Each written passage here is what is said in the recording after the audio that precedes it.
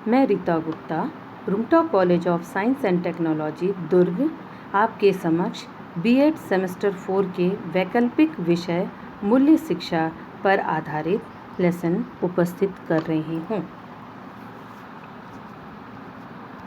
मूल्य शिक्षा। शिक्षा शास्त्रियों ने मूल्य शब्द को विभिन्न अर्थों में परिभाषित किया है। वैसे तो मूल्य शब्द अंग्रेजी शब्द वैल्यू का समानार्थी है, जिसका अर्थ है योग्यता या महत्व। मूल्य को संस्कृत में इष्ट कहते हैं, जिसका अभिप्राय है इच्छित वस्तु।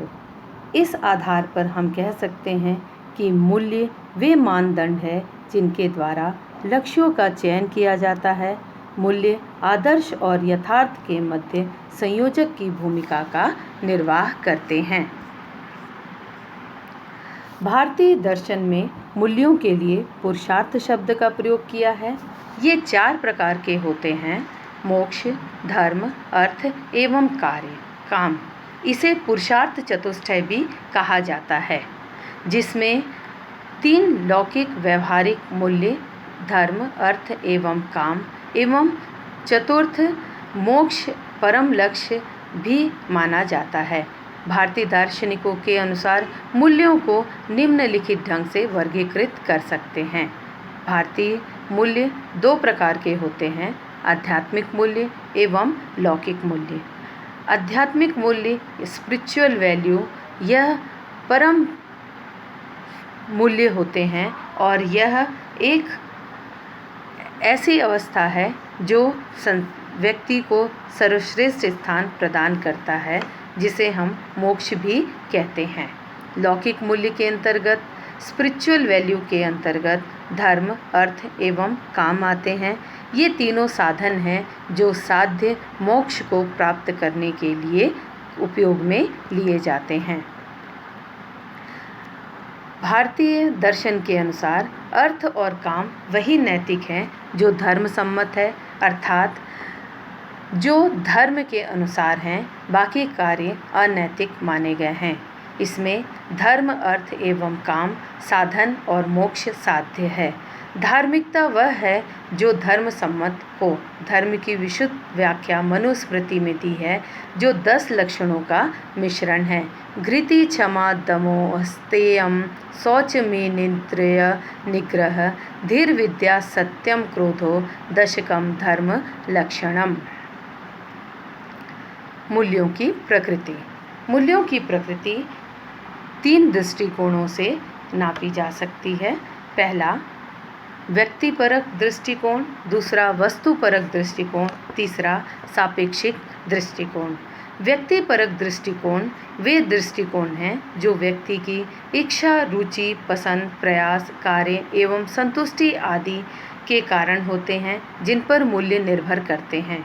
वस्तुपरक दृष्टिकोण वे सभी मूल्य जो व्यक्ति से परे वस्तुओं में उपस्थित होते हैं, उन्हें वस्तुपरक मूल्य कहते हैं, जैसे रंग, गंध, तापक्रम, आकार, स्वरूप आदि भौतिक गुण।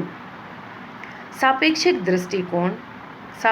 दृष्टिकोण मूल्यांकनकर्ता एवं उसके पर्यावरण के मध्य पारस्परिक संबंध के रूप में स्वीकार किए जाते हैं। मूल्यों का आधुनिक वर्गीकरण। मूल्यों के आधुनिक वर्गीकरण के अंतर्गत हम इन्हें 2 भागों में बांट सकते हैं। पहला जीवन संबंधी मूल्य, दूसरा समय संदर्भित मूल्य। समय संदर्भित मूल्यों को भी हम 2 भागों में बांट सकते हैं: अस्थायी मूल्य एवं शाश्वत मूल्य। अस्थायी मूल्य वे हैं जो देश काल परिस्थितियों के अनुसार त्याग दिए जाते हैं। शाश्वत मूल्य वे हैं जो भारतीय सभ्यता संस्कृति या मनुष्य की सभ्यता संस्कृति के समय से अभी तक उन्हें स्वीकार किया गया, जैसे सत्य, प्रेम एवं अहिंसा।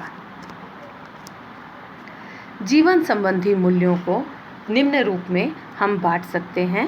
पहला शारीरिक मूल्य, सामाजिक मूल्य, शैक्षिक मूल्य, मानसिक मूल्य, राजनीतिक मूल्य, आर्थिक मूल्य, सांस्कृतिक मूल्य, नैतिक मूल्य, सौंदर्यात्मक मूल्य, आध्यात्मिक मूल्य एवं धार्मिक मूल्य। इन मूल्यों का हम आगामी पाठ में विस्तृत में अध्ययन करेंगे। मूल्यों का शिक्षा में स्थान। मूल्यों को शिक्षा का नीति निर्देशक तत्व माना जाता है। मूल्यविहीन शिक्षा निर्जीव शिक्षा मानी जाती है। शिक्षा का ऐसा कोई भी पक्ष नहीं है जो मूल्यों के अभाव में क्रियाशील हो सके। शिक्षा के उद्देश्य, पाठ्यक्रम, शिक्षण विधियाँ, अनुशासन आदि सभी मूल्ययुक्त क्रियाएं हैं। शैक्षिक मूल्यों का वर्गीकरण। ब्रूबेकर के अनुसार शैक्षिक मूल्यों को निम्नलिखित रूप में वर्गीकृत कर सकते हैं। शैक्षिक मूल्य 3 प्रकार के हैं। पहला तात्कालिक मूल्य, दूसरा विवेकपूर्ण इच्छाओं संबंधी मूल्य, तीसरा सौंदर्यात्मक मूल्य। विवेकपूर्ण इच्छात्मक मूल्यों को साधनात्मक मूल्य एवं स्वाभाविक मूल्यों में वर्गीकृत किया है। इन सभी की विस्तृत व्याख्या हम आगामी पाठ में करेंगे। मूल्यपरक शिक्षा। मूल्यपरक शिक्षा से अभिप्राय ऐसी शिक्षा है जो छात्रों में शाश्वत मूल्यों, देश काल, मानव कल्याण एवं मानव एकता के संदर्भ में आवश्यक जानकारी प्रदान करे, साथ ही आत्मा के उत्थान में सहयोग, तर्कसंगत, वस्तुपरक और समुचित मूल्यों से अनुप्रमाणित हो। मूल्यपरक शिक्षा के आवश्यक तत्व। किसी भी मूल्यपरक शिक्षा में निम्नलिखित तत्व अवश्य पाए जाते हैं। विश्व बंधुत्व की भावना, सह अस्तित्व, शाश्वत मूल्य, पंथ निरपेक्षता, सामाजिक न्याय, सांस्कृतिक परंपराओं का आदर, स्वतंत्रता, सामाजिक गत्यात्मकता, वैधानिकता, आध्यात्मिक विकास, आधुनिकता, पर्यावरण संरक्षण तथा विश्व परिदृश्य में घटित होने वाली विध्वंसक समस्याएं एवं इनकी जानकारी और समाधान। मूल्यपरक शिक्षा की विधियाँ। मूल्यपरक शिक्षा की विधियाँ निम्नलिखित हैं। उपदेशात्मक विधि या आदर्श विधि, सहचर्य पद्धति, पहचान पद्धति, साक्षात्कार पद्धति, कहानी कथन पद्धति या जिसका उदाहरण पंचतंत्र है, मनोवैज्ञानिक अभिनय पद्धति, भूमिका निर्वाह पद्धति। इसका वर्णन हम आगामी पाठ में विस्तृत रूप से करेंगे। कोठारी आयोग एवं मूल्य शिक्षा। मूल्य शिक्षा के संदर्भ में कोठारी आयोग ने निम्नलिखित सुझाव दिए हैं। पहला, विश्वविद्यालय शिक्षा आयोग के सुझावों के अनुसार सभी शिक्षण संस्थाओं में नैतिक, सामाजिक, आध्यात्मिक मूल्यों की शिक्षा देने की व्यवस्था की जाए। निजी शिक्षण संस्थाओं में नैतिक, सामाजिक, आध्यात्मिक मूल्यों की शिक्षा दी जाए। प्राथमिक स्तर पर रोचक कहानी, माध्यमिक स्तर पर शिक्षक छात्रों के पारस्परिक विचार विमर्श तथा विश्वविद्यालय स्तर पर विभिन्न धर्मों की तुलनात्मक अध्ययन के द्वारा मूल्य शिक्षा प्रदान की जाए। शिक्षण संस्थाओं की समय सारणी में सप्ताह में 1 या 2 घंटे इसके लिए निर्धारित किए जाएं। शिक्षा संस्थाओं के वातावरण को शैक्षिक, सामाजिक, आध्यात्मिक एवं नैतिक मान्यताओं से युक्त बनाया जाए तथा इसके लिए शिक्षा विभाग एवं शिक्षकों को उत्तरदायी बनाया जाए। विद्यार्थियों के समक्ष शिक्षकों का व्यवहार आदर्शपूर्ण हो और अपने विषय का शिक्षण करते समय शिक्षक उन आदर्श और मान्यताओं को विकसित करने का प्रयास करें जो समाज में स्वीकृत हों। राष्ट्रीय शिक्षा नीति 1986 में मूल्यपरक शिक्षा संबंधी विचारों में कहा गया है कि पाठ्यक्रम परिवर्तन करना आवश्यक है जिससे लोगों में मूल्यों का विश्वास बढ़े।